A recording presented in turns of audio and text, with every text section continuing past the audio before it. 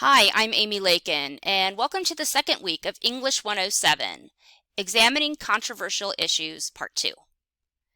Your lessons this week can be divided into three different areas. The first, writing argumentative essays.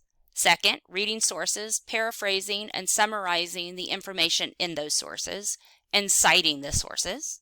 And thirdly, common punctuation errors. These lessons will help prepare you to write the Unit 2 individual project. For this assignment, you need to become more familiar with Course Topic 1, especially the different points of view and controversy surrounding it. While Google may be the first place you think of for finding sources, remember that the Opposing Viewpoints database in the AIU online library has an overview article that explains the different sides of the argument. Read the overview article and consider, what does one side think? What does the other side think? And what basic reasons and evidence surround the different points of view? To complete the Unit 2 individual project, you will need to determine your opinion about Course Topic 1 and why you have that opinion. You will also need to explain how and why someone would disagree, which is called the opposing view.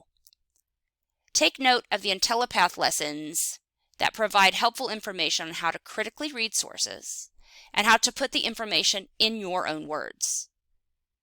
When you thoughtfully complete the Unit 2 individual project, you will also be completing the groundwork for next week's Unit 3 discussion board assignment. Keep in mind that you and your classmates will debate Course Topic 1, and you will need to state and defend your opinion and counter-argue the opposing view. So I will leave you with this quote by Walt Disney. "The way to get started is to quit talking and begin doing. So do your best, and I'll see you next week."